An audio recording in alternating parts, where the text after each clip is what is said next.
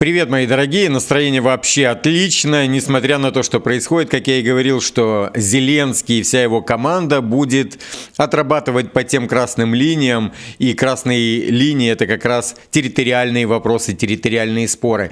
Уже этой же ночью, ну для нас ночь, для Америки это другой, в ООН постпред, точнее заместитель постпреда, уже рассказывала про эти красные линии. Это так быстро, это так читаемо. Я вам скажу, весь этот сценарий, который сейчас происходит, он абсолютно читаемый. Ну, читаемый я надеюсь, что для всех. Потому что, понятно, что для нас он уже читаем, что для России он читаем. Ну, хотелось бы, чтобы для Трампа был читаем. Хотя вот я слушаю Кэролайн Левитт, вообще красавица. Ну, я имею в виду, внешне тоже она нормальная такая симпотная баба, а именно по характеру хорошая, такая стержневая. Наверное, как Маша Захарова, такие боевые, да, там у нас девочки, чего не скажешь по Украине. Да там нет, там просто какие-то кисели. Ну, дело не в этом. Я хочу просто все это очертить одним, что все это затеял Зеленский. Зеленский, чтобы избежать антикриза. Смотрите, вот просто интересная вещь. Он не избежать антикриза, да, это его антикриз по Миндичгейту, чтобы просто увести всех внимание. И сам себя же, ну это как сказать, поймал за жопу, можно так сказать. Умеров летит туда, и Умеров подтверждает вот то, просто они спасались, понимаете, они спасались. И в спасении своем Умеров соглашается со всеми пунктами, с американцами. То есть в данном случае с Рубио. Потому что Кэролайн потом после об этом говорит. Конечно, есть пропагандоны, которые, это не матерное слово, это хорошо очеркивающее слово, вот те вот СМИ, которые на пресс-конференциях. И вот одна из на пресс-конференции заряжает Левитт, а Левитт ей просто по красоте раскладывает. То есть это не ТП. Ну, вот есть такое понятие, да, там, тупая пи, но это вот, знаете, когда относится Левитт, это, я просто покажу, она там развалила ей, ну, просто именно качественно развалила, полностью все. Так, возвращаемся к схеме. Зеленский запускает этот процесс как спасательный круг и сам попадает просто в капкан жесткий. Сейчас они начинают отрабатывать по той схеме, которая читаемая для абсолютно всех. В том числе и Трампа. Если Левитт говорит эти вещи, тогда и Трамп понимает прекрасно. Также есть заявление, дорогие мои, которое есть в заголовке, да? США пригрозили Украине. Пригрозили, опять же, тем, что отменят военную помощь, разведданные и куча всего. Те самолеты, те дроны не будут уже летать, где-то там считывать, куда им бомбить. Опять же, ракеты там, атакамс не будут наводиться, и другие, они там уже начали их использовать. Ну, это такой короткий промежуток. Но Зеленский, пытаясь поймать спасательный круг, отправляет Умерова в Америку, Умеров соглашается с Рубио, и все. И понеслись за ноздри. Сейчас, конечно же, там делают посылы со стороны в сторону России. Все это, как вам сказать, больше для дипломатического круга, что мы не имеем никаких контактов с Россией, вот, мы им будем угрожать и так далее. По сути, все согласовано. И Левитт четко это все просто не то что подсвечивает, а поднимает. Это очень-очень грамотный ход со стороны американцев. Зажать Зеленского на коррупции, то есть как маньяка поймать на его, да, там, с помощью жертвы, как крючко. Он попался, заглотнул, спецоперация долгая была, очень долгая. Они там, ну, как говорят, 15 месяцев, но я не верю, что это 15 месяцев. Собирали данные, да, собирали данные задолго до этого. Потом дали НАБУ, потом уже начали это все делать. Все то, что Зеленский говорит на нарадах, можно даже и не слушать. Ну вот я не воспринимаю это никак. Все, что это, знаете, это пшики.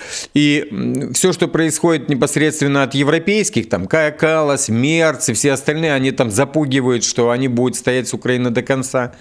Никого не волнует. Про европейцев американцы сказали, нас они вообще не волнуют. Ну и вот я начну с того заявления, которое делала заместитель постпреда ООН от Украины. Украина официально получила, посмотрите, как они стелят, да, вот именно. Это неграмотная дипломатия. Это скорее, знаете, такой маркетология по продажам, но это не дипломатия. Дипломатический язык не настолько резкий и не настолько угловатый. Вы сейчас поймете. Просто в продажах и имел дело быть. Знаю, когда кто-то тебе пытается что-то продать, пропихнуть, и какими слоями это все стелится.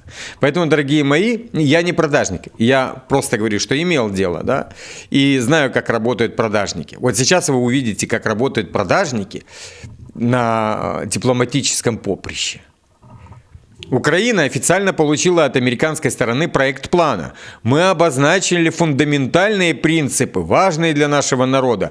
Мы согласны работать над положениями плана таким образом, чтобы обеспечить справедливое завершение войны. В этом контексте позвольте сделать несколько ключевых замечаний. Замечаете? Давайте замечания. Во-первых, Украина готова к содержательным переговорам для окончания этой войны, включая на уровне лидеров, но наши красные линии четкие и неизменные. То есть первый слой идет отвлекающий, второй такой как бы цепляющий с переходом уже на продажи. Никогда не будет признания формального или иного украинской территории, временно оккупированной Российской Федерацией, как российской. Наша земля не продается. Украина не примет никаких ограничений на свое право на самооборону или на численность и возможности наших вооруженных сил. Мы также не потерпим посягательства на наш суверенитет, включая наше суверенное право выбирать альянсы, в которых мы хотим вступить. Вы поняли, да? То есть начали за что-то, закончили, как обычно, за красные линии. И это все читаемо было еще. Я вам так скажу, что Песков тоже лукавит, иногда. Я понимаю, это дипломатический язык, он не может прямо сказать. Но знали-то они еще 2 дня назад о том, что Зеленский будет отказываться. И в этом как раз маневр американцев. Они... Я имею в виду россияне вместе с американцами, прекрасно понимали, что Зеленский не пойдет на это. Но Миндичгей его загонит туда, дорогие мои. Поехали теперь по Покровску. Па-бам! Вышли с позиций, жив и здоров, смог выйти на связь, к сожалению, с неутешительными новостями. Покровск мы полностью потеряли. Написано это Влад Потоцкий на украинском языке. Это украинский какой-то, я не знаю, там либо волонтер, либо военный. Я не знаю, я не разбираюсь в них, это не мои кумиры. Поэтому вот Покровск уже, все. Покровск уже пал для них, а для нас он уже освобожден. Есть видео с флагами, где они там, сюда вставлять не буду, потому что могут заблокировать это все. Ну и поехали, поддержка европейская, которая сейчас поступает со всех щелей. Вы сейчас поймете, о чем я. Bloomberg. Британия разработала план размещения своих войск на территории Украины в случае заключения соглашения о прекращении огня. Под это они уже выделили более 100 миллионов. Читать дальше не буду, просто поймите прекрасно. Если все будет договорено, то Британия сделает тот шаг, с которым Россия не согласится. То есть во всех пунктах прописано, во всех 28, что никакие евро и никакой евроконтингент, ни НАТО, ничей западный контингент не будет присутствовать на территории Украины. Не будет. И британцы прекрасно понимают, что Путина это триггернет. То есть там же прописано, что если Россия вдруг, не дай бог, пойдет с ножами на Украину, и опять же, будет проводить спецоперацию, тогда все санкции не обнуляются, опять восстанавливаются и начинаются какие-то там еще военные действия и так далее. То есть это заведомая провокация со стороны британцев. А Россия это уже прочитала. Понятно, что они будут говорить о том, что это нужно исключить или там в договорах. И это все затягивает этот мирный процесс. Понимаете? Вот для чего это делается. Они все сейчас кинулись в антикриз. Зеленский не за тот круг спасательный взялся. Он взялся еще за более опасный круг, чем тот Миндичгейт. Ну, что Миндичгейт для него смерть, что сейчас для него смерть. Потому что в договоре указывается, что через 100 дней после подписания должны быть выборы. Сегодня Зеленский выпускает ролик, да, где он там рассказывает про свое президентство, про то, что он гарант и все остальное, с лицом, как будто его били долго. Ну, я не знаю, откуда у него такие синяки, как от ударов, дорогие мои. И уже показывается в этом, да, что уже идет такой прогрев аудитории к выборам. Но если Миндичгейт не отрабатывает, то Миндичгейт вспоминают после выборов, когда Зеленский проигрывает. И вся та вертикаль, которая была с ним. Поехали дальше. Ну, вот так вот они технично. Представитель правительства Германии: предложение по Украине может стать справедливым миром только в том случае, если оно получит одобрение европейцев.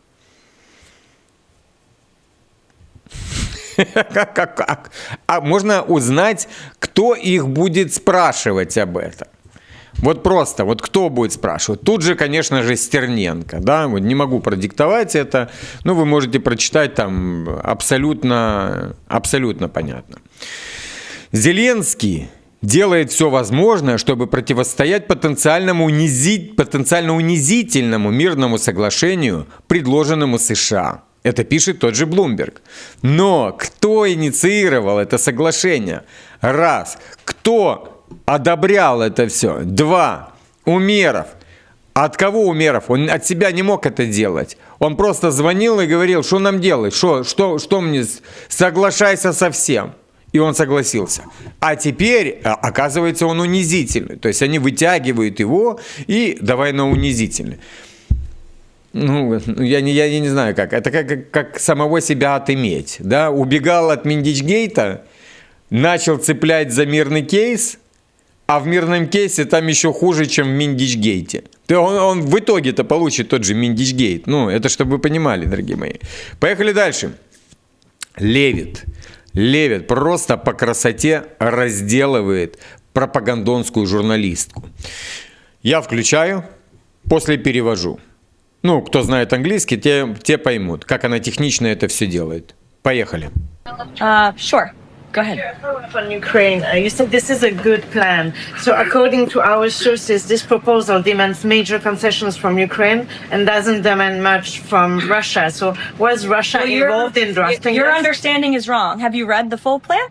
You haven't. Sources said. Yes. So if you can give details, maybe. You've read reporting from one side of the war. And so I want you to understand that the administration has talked equally with both sides. You have seen President Trump engage directly with both President Putin and President Zelensky. Likewise, his national security team has as well. In fact, Special Envoy Witkoff and Secretary Rubio met with some of the Ukrainians just in the past week to discuss this very plan. And so just like you saw with respect to Israel in Gaza, we are hearing out both sides of this war to understand what can you commit to end the war. And that's ultimately how we are going to get to an agreeable solution. That's what the president has directed of his team.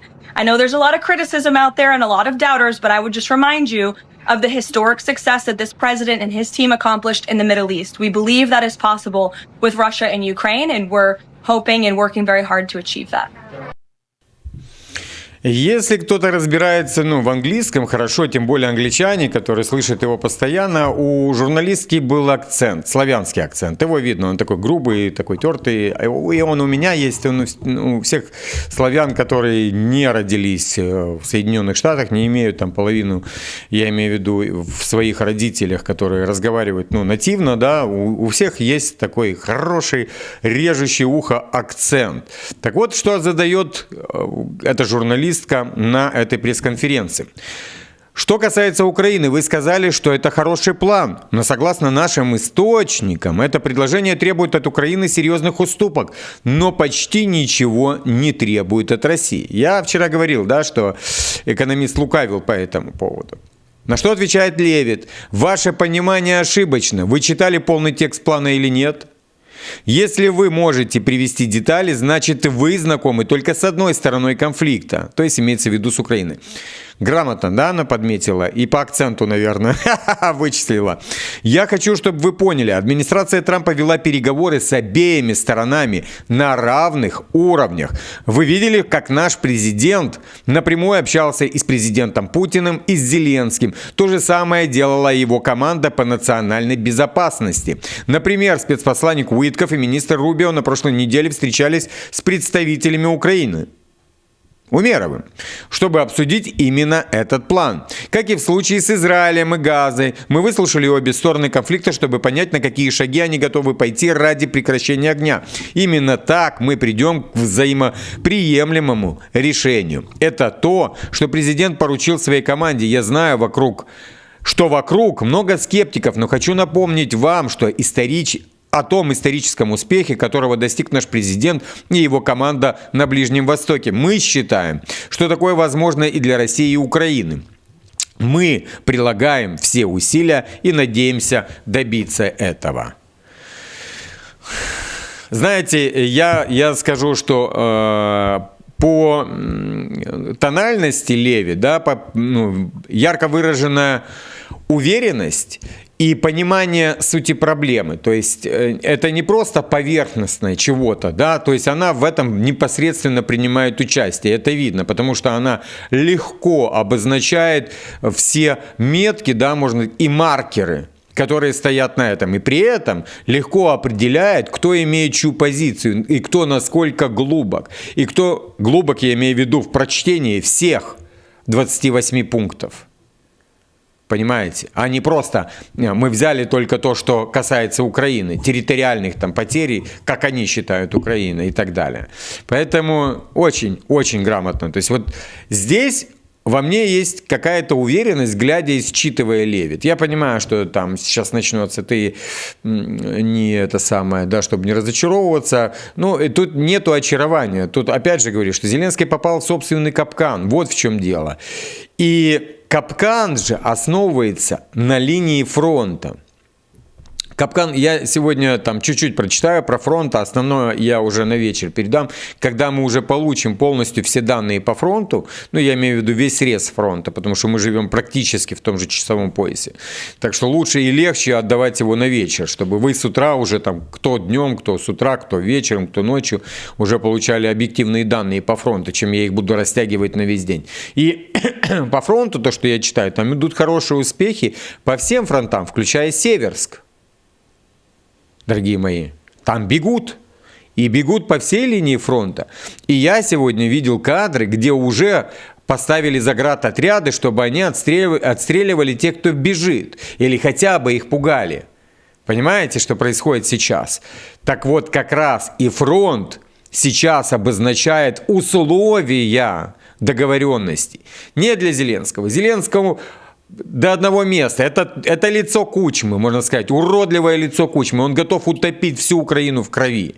Но ничего не отдать. Знаете, вот под помидорчики есть такой анекдот. Вот это Кучма. Он будет топить всю Украину в крови, пока не утопит, пока загонит туда непальцев, заставит их воевать, даст им гражданство, обяжет. Опять же, вот эти вот ТЦКшники, эти твари, полицаи будут ловить этих бедных непальцев и говорит: ты взял гражданство Украины, все, иди, теперь ты украинец, давай, вот тебе, сейчас мы тебе стрижку сделаем, кусок сала в рот дадим, неважно, что ты мусульманин, вперед, пошел, давай, воевать.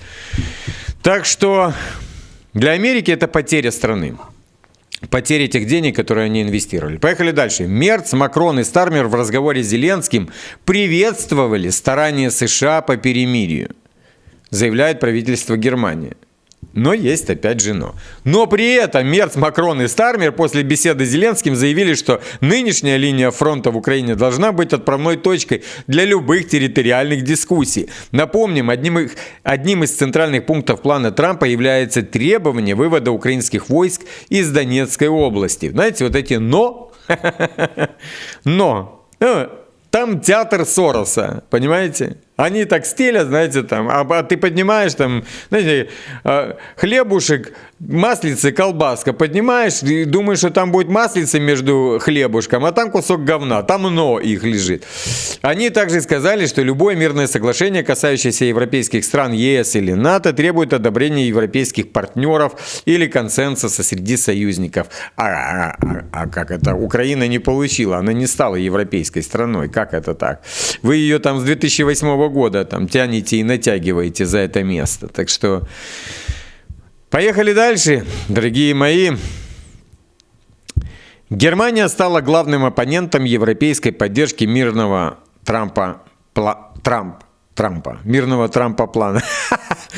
Мирного плана Трампа. Это пишет Бильд, дорогие мои. Я ожидаю Мерца уже в Белом доме. Я ожидаю. Он там сядет какой-то и будет поддакивать, как он в прошлый раз. Он же вонючий, сраный соросенок. Он даже не знает, что такое там общаться с лидером и все. Он знает, что такое просто поддакивать и все, гривой кивать. Ему там тот же Стармер говорит, как самый старший соросенок, что махай гривой, понял? И все, и он там машет той гривой. В офисе канцлера Мерца уже формируют собственный план завершения войны. Господи! Поскольку американский документ там считают тревожным. У Мерца, понимаете? Все, канцелярия мировая переходит к Мерцу, понимаете? Берлин готов давить на Вашингтон. Господи, вы серьезно? Берлин готов давить на Вашингтон на высшем уровне, чтобы обозначить для США риски предполагаемого курса. По данным издания, в немецком руководстве уверены, Украина сейчас ослаблена и уязвима к внешнему давлению. Параллельно источники Бильд утверждают, что давление применяется и к России через санкции против Лукойла и Роснефти, а Конгресс по согласованию с Трампом готовит новый санкционный пакет. Однако европейское правительство сомневается в эффективности такого подхода в их оценке. Россия способна выдержать давление США лучше, чем Украина, находящаяся в куда более хрупком состоянии. Так, зачем она себя еще в более хрупкое загоняет? Серьезно. Ну, глупый вопрос, по сути. Потому что, когда ты смотришь на Зеленского, то ты уже получаешь все ответы.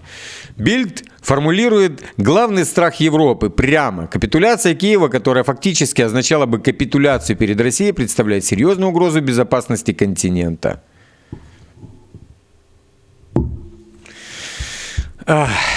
У них там свои какие-то, знаете, я даже не знаю, как это назвать. Вы готовьтесь, новостей достаточно, дорогие мои. Я как бы их откапливал, без дела не сидел. Ну, я сегодня там по судам катался, но все же. Погнали дальше. Секретарь СНБО Украины Рустем Умеров позитивно отреагировал на предложенный Стивом Уиткоффом американский план урегулирования конфликта, сообщает The New York Post. Это можно сказать, поехал, насрал Зеленскому и нормально. А что? А, Володя, ты сам просил, я же тебе звонил, ты мне сам сказал, соглашайся. План был разработан сразу же после обсуждения с одним из высокопоставленных представителей администрации Зеленского, то есть Умеровым. Он согласился с большинством пунктов документа. Ну, а что же вы сейчас в ООН? Это же секретарь СНБО, это же не простой человек, там, который... Это же не Подоляк. Это секретарь СНБО, бывший министр обороны, то есть ну, там вес нормальный. А что вы сейчас уже там через ООН кричите про красные линии, если он совсем согласен? Я не утверждаю, что Киев полностью принял план и готов его подписать, но они поддержали большую его часть положения, заявил изданию неназванный американский чиновник. То есть сожрали все, дорогие мои, абсолютно все. Поехали, теперь немножечко про фронт. По данным проекта Deep State, российские войска продолжили продвижение на Покровском направлении. На опубликованной карте отмечено углубление позиций России в черте города, а также движение в районе Владимировки, что севернее Мирнограда. Линия соприкосновения в агломерации становится все более нестабильной, а зоны захвата и серые зоны расширяются. Аналогичная динамика фиксируется и в Запорожской области. По информации украинских и российских военных источников, Россия продвигается в районе Степногорска. Ситуация тут крайне опасная. В Запорожской и Днепропетровской области ранее стало известно, что только за сутки тут было взято 13 населенных пунктов. Россияне продвинулись на 35 километров. Хороший, качественный аргумент. Ну, как мне еще сказать? Очень качественный аргумент, при котором ты понимаешь прекрасно, что Зеленский здесь, наверное, знаете, как шарик я не знаю, в какой-то игре. Даже не в бильярде. Его там в лузы, его скорее за бильярдный стол выкинут и все. Ненужный шарик. Левый, который залетел на столе, скачет его и выбьет. Это происходит на фоне ухудшающейся обстановки в Покровской воронке, где ухудшается вопрос о состоянии украинских подразделений, длительное время обороняющих город в условиях дефицита боеприпасов и логистических проблем. Военные сообщают о тяжелой гуманитарной ситуации в опорных пунктах агломерации и затрудненном доступе к медикаментам и воде. Ситуация весьма опасна и сопровождается масштабными потерями многие подразделения в окружении. Но Генштаб продолжает ретранслировать позицию Сырского-Зеленского, мол, все контролируемо. Я не знаю, они что, денацификацию делают там. Утилизируют всех тех, которые для них в будущем будут опасны. Вот в чем дело. То есть, если они могут просматривать, я так понимаю, что команда Зеленского прекрасно может просматривать это все, то они понимают прекрасно, что эти, которые вернутся из фронта, мы ждали от вас помощи, а вы ее не дали, вот, и мы сейчас порвем. Объединяться с теми, которые там сидели в тылу все время, там Стерненки и все остальное. Те кэшем будут им указывать, что им делать. И помощью и так далее. Рвать Зеленского. Зеленский думает такой, давай их там, и утилизируем. Денацификацию сделаем. Поехали. У нас тут тоже это, как говорится, я не знаю, это цирк уехал, да, а клоуны остались. И вот тут тоже у нас тут театр. Сейчас просто послушайте. Господи, он так по ушам б'є, послухайте. В Тернополі не було жодного ППО. І якась навколоофісна мразь крала $100 мільйонів, і це тільки шматочок того всього. Щойно Залізняк запостив, щоб Зеленський вирішив не звільняти Алібабу Єрмака. Тобто вони зараз збираються покривати оцю всю шушеру, яка вкрала в людей можливість вижити. За ці всі гроші можна було купити ППО. За ці гроші можна було купляти ракети. Вони двушку на Москву переказували, так? Щоб потім по нас всіх стріляли. Просто якою нечистю треба бути, щоб, по суті, давати можливість нас вбивати. Вони рапортують, як вони будуть завали розбирати. Так президент і всі решта не цим мають займатися. Вони мають зараз вести переговори. Все, Федина, хватит, поиграла. Сейчас вот просто все зрители заплачут от того, что происходит, дорогие мои. У меня слезы на глазах начали наворачиваться, я начал поверить. Это антикриз, точнее, это даже не антикриз, это наступление Порошенко. Это же партия Евросолидарность. Видите, как вот, если кто не понял, о чем она говорит, что она плачет за Тернопольский дом, в который прилетела ракета. Там сейчас уже говорят, что есть ответственный в этом, вот, который это сделал. И, имеется в Украине, что есть тот, кто навел эту ракету, и вот она плачет, что ППО разворовали, что деньги отмывали через Россию, двушку отдали России и так далее, дорогие мои. То есть, это уже какая-то тяжелая артиллерия Порошенко выдвигают, потому что они там плачут. Такой плач, да, дорогие мои, такой себе, я скажу. Поехали дальше. Зеленский и Трамп обсудят мирный план по телефону. Прекрасно вообще, просто по телефону мы обсудим. Интересно, что ему скажет Трамп по телефону? Это Sky News пишет. До этого президент Украины проведет консультации с руководителями Великобритании, Франции, Италии и Германии.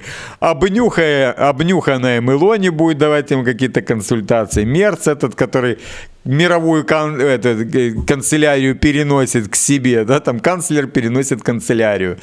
Франция, Макрон, да, и Великобритания. Прекрасно, интересненько. Сейчас хорошая будет статья, сейчас реакция Кремля. Вот это именно уровень дипломатии level 99. Боже, мы уже уходим за 30 минут, простите. Пресс-секретарь президента России Дмитрий Песков заявил, что Украине следует как можно скорее принять ответственное решение в пользу мирного урегулирования. Позже, по его словам, такая возможность будет утрачена. Ну. Я даже продолжать не хочу. Тут все объяснено с намеком на фронт. И перед этим как раз и о фронте поговорили, дорогие мои. Вот интересная статья. Я сейчас расскажу вкратце, да, а потом ее прочитаю. Они хотят на 10 лет применить к Украине 5-ю поправку НАТО. То есть, если Россия, там, допустим, захочет начать боевые действия, то по этому мирному плану можно будет, его совместить с 5-й поправкой НАТО. То есть 5-я поправка НАТО – это один за всех и все за одного. Если Россия пойдет на Украину, то давайте, нападать на Россию. Вот как они хотят сделать, дорогие мои. Но, опять же, в плане оружия нет, армии нет. Она будет в 600 тысяч или сколько там будет этой армии. Вот.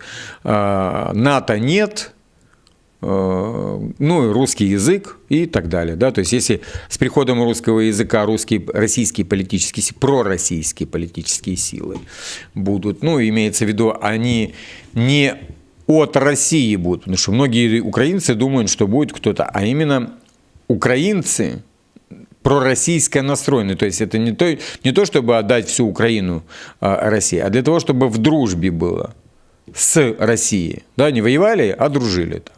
Газ дешевый, там, нефть дешевая, да, другие какие-то там торговые свои, торгово-рыночные отношения. Вместе, без войны. Вот это называется пророссийский. Поехали, читаю. Мирный план Трампа по Украине включает в себя гарантию безопасности, основанную на 5-й статье НАТО, сообщает Axios. Однако войска Альянса не будут вводиться на территорию Украины. То есть в это все время. США обещают, что любая значительная целенаправленная или продолжительная вооруженная атака России на Украину будет рассматриваться как угроза миру и безопасности трансатлантического сообщества, что даст право США и их союзникам ответить, в том числе с помощью военной силы. Гарантия безопасности будет действовать в течение 10 лет с возможностью продления по взаимному согласию. Текст гарантии, согласно Axios, звучит так.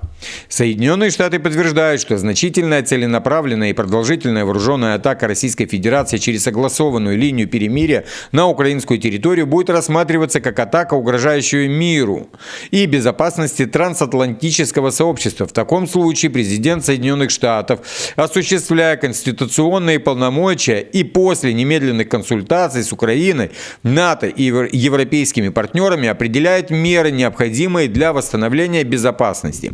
Эти меры могут включать вооруженную силу, разведывательную и логистическую помощь, экономические и дипломатические действия, а также и другие шаги. Признанные уместными, совместный механизм оценки с НАТО и Украиной будет оценивать любые заявления о нарушениях. Заявленные. Члены НАТО, включая Францию, Великобританию, Германию, Польшу и Финляндию, уже Финляндию, видите, подтверждают, что безопасность Украины является неотъемлемой частью европейской стабильности и берут на себя обязательство действовать совместно с Соединенными Штатами в ответ на любое соответствующее нарушение, обеспечивая единую и достоверную сдерживающую позицию. Это означает, что прямое военное вмешательство США может быть, но разрешение будет принимать Белый дом. Видите, так именно пытаются какие-то вещи подсунуть, но опять же, по большей части, все, что есть в этом мирном плане, учтено. То есть денацификация, там убирание этих бандер, национализма, да, там, кто не поленился, да, а все-таки перешел в Телеграм и прочитал то, что я там писал, прочитал, да, что там было, касается вот там демилитаризации, денацификации, там, вон НАТО, да, там, чтобы не было ядерного оружия и куча всяких вещей, То есть там есть оговоренные. Ну и, соответственно, территориальные какие-то вещи. Ну и, опять же, Россия тоже для себя выбивает какие-то гарантии безопасности, что НАТО не будет больше расширяться. Ну, а дальше куда оно будет расширяться? Осталось только Финляндию выгнать и этих прибалтов выгнать, агрессивных и опасных, которые все время это самое лезут куда не надо. Окей, вот как раз и о прибалтах и поговорим. 21 ноября американские чиновники информируют послов стран ЕС в Киеве о предложении мирного плана. В то же, это экономист пишет, в то же время Wall Street Journal сообщает, что лидеры европейских стран разрабатывают альтернативный план урегулирования конфликта. На этом хватит, мы это уже проходили. Они всегда будут разрабатывать свой альтернативный, вот как им сказал Сорос, позвонил и сказал, разрабатывайте, у вас должен быть какой-нибудь альтернативный, который вы будете разрабатывать 6 месяцев. И так вот из пустого в порожнее будем идти. И погнали, да. Окей, теперь погнали еще. Тут интересная статья, да, которая там Wall Street Journal пишет, что Украина добилась изменений в одном из пунктов, предложенного США. Это Украина и отсутствие коррупции – это несовместимые вещи. Изначально проект включал требования о проверке всей международной помощи, поступившей в Украину с целью выявления возможных случаев коррупции. Однако в обновленной версии этого положения больше нет. Класс. Вместо проверки помощи в документ добавили пункт о полной амнистии для всех сторон за действия, совершенные во время войны, пишет газета. Напомним, что в Украине в настоящее время разгорается масштабный коррупционный скандал, в котором вовлечены наличные деньги, поступившие напрямую из США.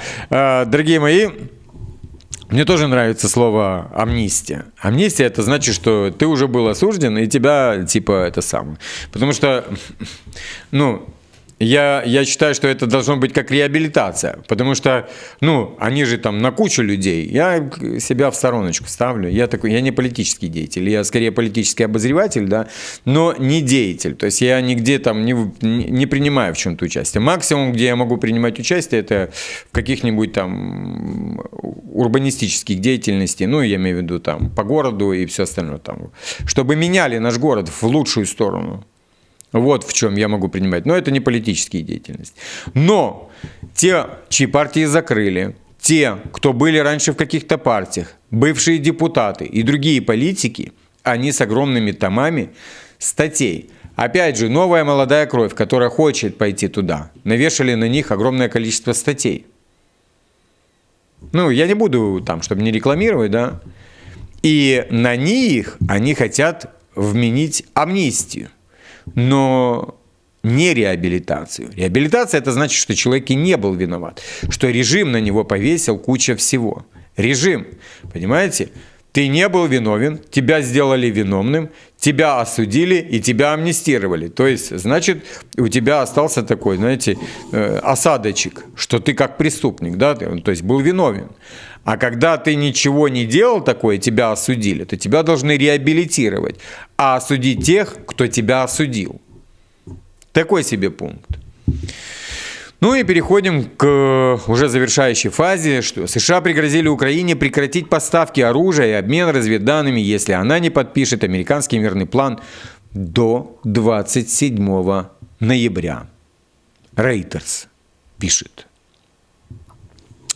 Теперь я хочу показать вам, как выглядит гуляй-поле. Я звук затушил, потому что там играет музыка. На фоне этих кадров идет стрельба. Уже стрельба из стрелкового оружия. То есть не гупают там прилеты, а стрельба. А это говорит о том, что уже туда начинают просачиваться. То есть идет инфильтрация. Мы впораемся, или впоримся, да, или упоримся, впоролись, да, как Зеленский. Упоровался, впоровался и упоролся. И по полной упоролся, дорогие мои. Окей. Я влез практически в 40 минут, я извиняюсь. Зато я зачерпнул максимально все для вас, дорогие мои. Подписываемся, кто не подписан. К вечеру будут все сводки с фронта. Всех обнял.